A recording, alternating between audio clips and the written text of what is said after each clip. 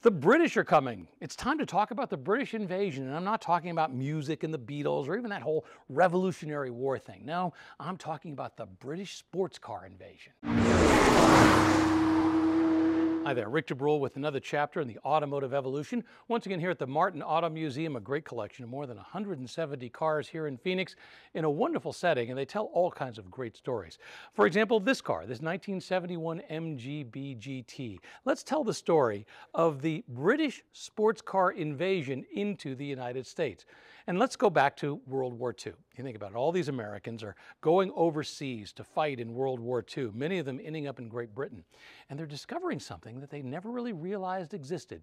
These small, light, nimble sports cars that they could drive around in. They had so much fun driving them, they came home back to the United States and they went, wait a minute, how come we don't have anything like that over here? You need to remember, there's no shortage of sports cars, right, before World War II, but the reality is that sports cars were for the affluent, those who could afford something extra, something special. Affordable sports cars, well, those didn't really exist. Remember, the Corvette isn't even going to come along until the mid-1950s. So there was this demand, a market for that. And well, where there's a market and a vacuum, somebody's likely to fill it. And that's exactly what happened with a company like MG. MG stands for Morris Garages. It was actually a company that goes back to, I think, the 20s and 30s. They'd been building cars for some time. And they started building some sports cars. And after World War II, they were building what was called the T series of cars.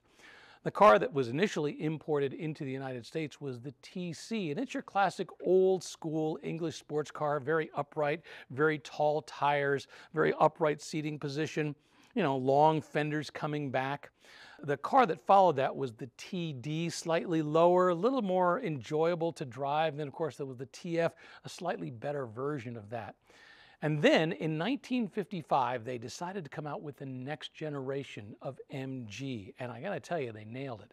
The car is called the MGA, radically different than those T-Series cars. Very sleek design, and at one point even had a twin-cam engine in it. It was a great little car, and once again, a lot of them coming into the United States. They built more than 100,000 of those cars. More than 90% were exported outside of the United Kingdom, and an awful lot came to America. And once again, people loved them. They were affordable. They were sports cars. They could have fun with them. That had a great run. Mid-1950s all the way up through 1962. And in 1962, that's when MG released the MGB. What a great car this was to start things off with. Beautiful new redesign. Everything was better about this.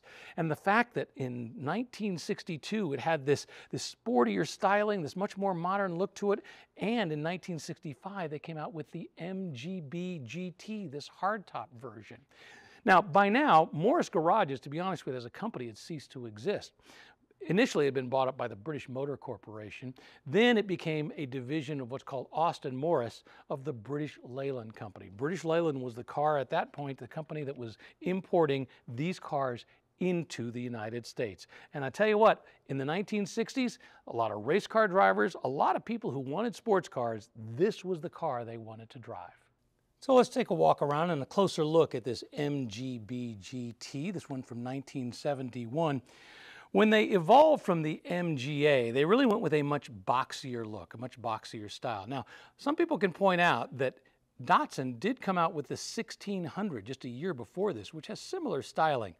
But they didn't have a very big footprint in the United States. As a result, it was MG with the MGB GT, which was really able to get a much firmer foothold in selling these. So this car really had a significant impact on the sales of MGs in the United States.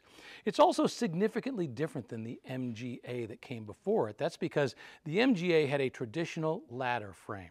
The MGB is what's called a unitized body. Essentially, the body and the chassis are in one, as opposed to the body being built on top of the chassis.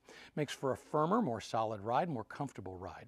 And I will tell you, this car is more comfortable in many ways, and this glass right here is a perfect example. When they came out with the MGB, what they decided to do was have roll-up windows. What a concept, having roll-up windows. Got to remember, sports car aficionados were outraged back then. They were used to sports cars with removable windows. You simply pulled them down and set them beside the seats. In fact, even the early Corvettes had that. But the concept of having roll-up windows in the United States in the early 60s was mandatory. And that's exactly what MG figured out that they needed to do when they introduced the MGB, make it just a little bit more comfortable. Now, when they came out with the MGB GT styling, it was originally penned by some folks at MG. But they ultimately handed over the final work to a company called Pininfarina. Pininfarina is one of the top design firms in Italy. It has designed some of the most spectacular cars of all time. So they did the final detail work on this body for the MGB GT. And honestly, I've always been a big fan of it. And there's one important thing that they've done here that we see a lot later on. We don't call it this, but ultimately this is a hatchback, right?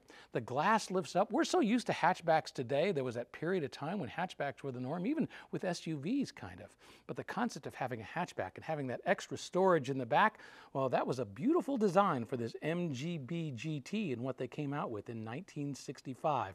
And you can thank both MG and Pininfarina for making it all happen. One of the reasons that the MGB was so successful was this engine right here. When they were initially looking at building the MGB, they were trying to think of what creative things they could do. In fact, at one point they thought about putting a V4 engine, 4-cylinder V configuration in here, but it was going to add to the cost. So they decided, well, we really can't do that. So they looked around at what they had. Now, the MGA had a 1500cc engine. They were able to take that engine, simply expand it a little bit to 1798 cc's. They didn't use the twin cam engine. This is just the standard cam engine. And this was able to produce in the low 90s for horsepower, just enough to get this car from 0 to 60 in 13 seconds. Now, today, you and I know, we're not going to be very impressed with 0 to 60 in 13 seconds. But back then, it was enough to have a respectable sports car speed. It could actually approach 100 miles an hour, which was pretty good as well. Had these two SU carburetors on them. Now, I can tell you, I've lived with SU carburetors in the past. They can be a little tricky to tune, but once you get them just right, boy, they work perfectly.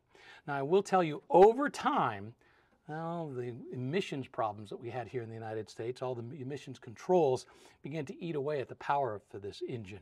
And while at one point I think they peaked out at like 97 horsepower, at the end of the run, they'd gotten rid of those two SUs, had one Stromberg over there, and the horsepower coming out of this 1800cc engine was only about 65 horsepower. And if you don't think 97 horsepower was a lot, 65 horsepower was even worse. And the car was heavier at that point for a bunch of reasons. So it just wasn't very powerful. Now, they did at one point create what they called the MGC, and they put a 6-cylinder motor in here. It was a little better, but to be honest with you, it was kind of complicated and just didn't seem to achieve the goals they want. In Europe, you could even get an 8-cylinder engine that was put in here, if you can imagine that. It was a Rover engine. That was never imported into the United States. This was the stalwart. This 4-cylinder, 1800cc twin SU carburetors made it up to a 4-speed transmission. Later on, it got an overdrive transmission. It also had a synchronous transmission, I think starting in 1967. So it was just a fun little car to drive around in. Not super fast, but just fast enough. The folks at MG also wanted to do some other creative things, like have independent rear suspension. However, once again, trying to keep the cost under control, they couldn't make that work. So this has a simple live axle. It's got some pretty clunky wishbones up front, but once again, they're pretty effective. Now, I mentioned the fact that this was considered a cost-effective car in its day. When the original MGB came out, it was about $2,500. Now, it's important to remember that $2,500 wasn't cheap. An average car was costing probably in the low 2000s. But if you wanted a Corvette, well, that was going to cost you $4,000. And when the MGB GT came out with this hardtop version in the mid-1960s, well, by then it was $3,000, but it was still cost-effective if you were trying to have fun in a sporty car. Well, you're never going to exactly describe an MGB as roomy, especially the MGB GT. If you've driven a Mazda Miata these days, well, you know exactly how they fit like a glove.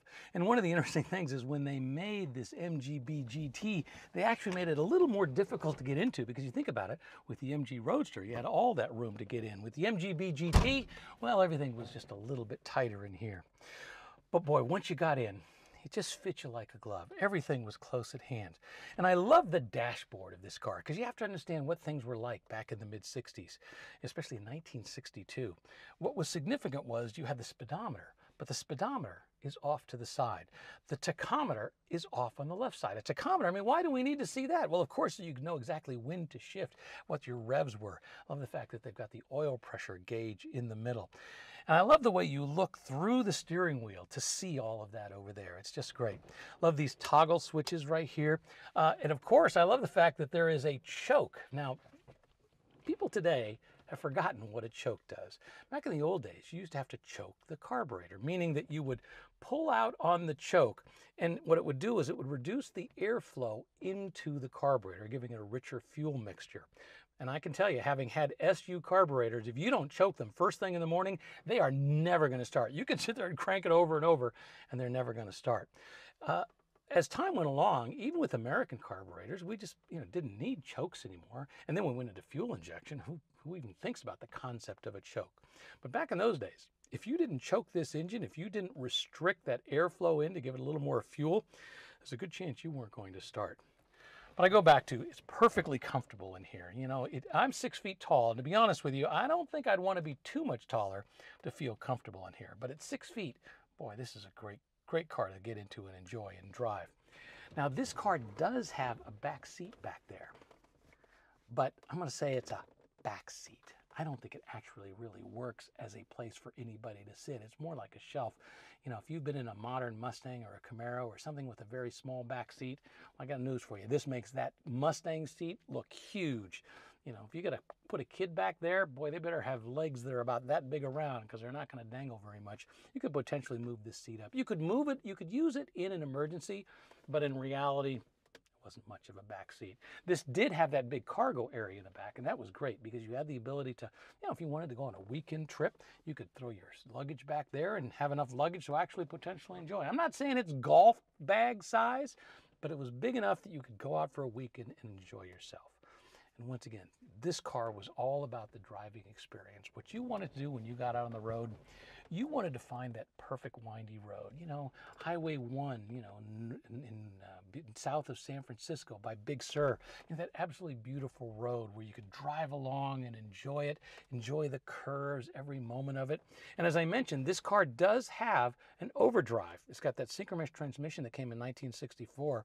And this is the overdrive switch right here. And when you're driving along and you're in gear, you can go into third or fourth gear, pop in that overdrive, and you're going to get just a little bit better fuel mileage. But most importantly, when you're cruising along the highway, it's going to drop the engine RPM. So inside here, it's going to sound just a little better.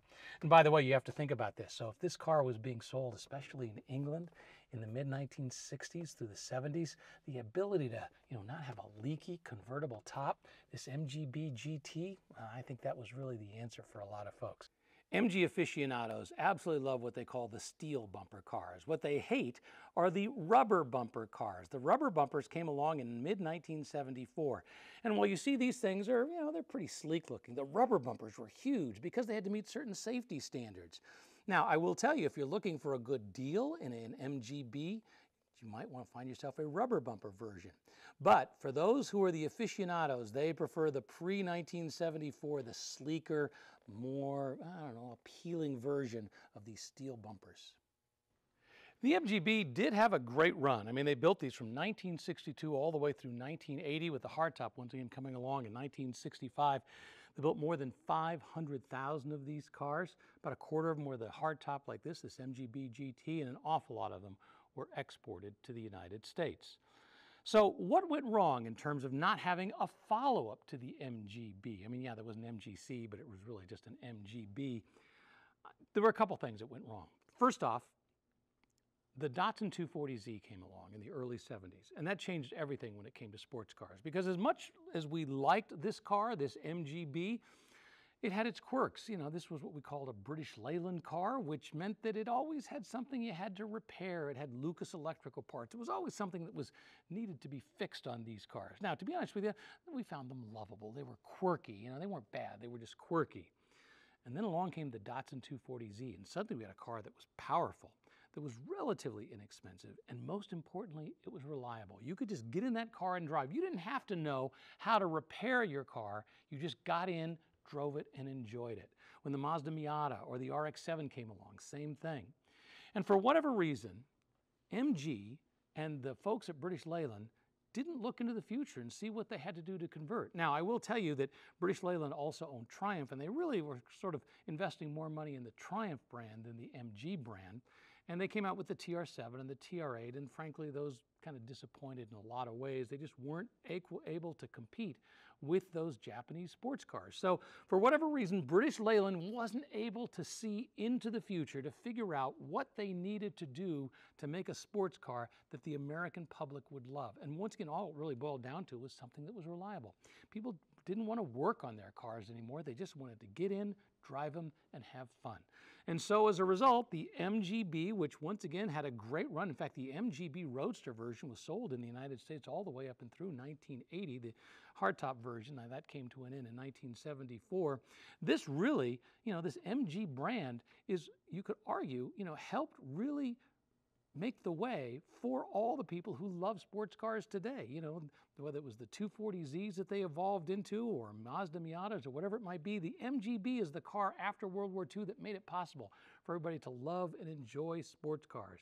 The British sports car invasion, well, it was huge in its day, and for whatever reason, it just lost all its steam and was not able to continue. And these days, well, this MGB GT from 1971, it's a very interesting chapter in the automotive evolution and most importantly of that British sports car invasion.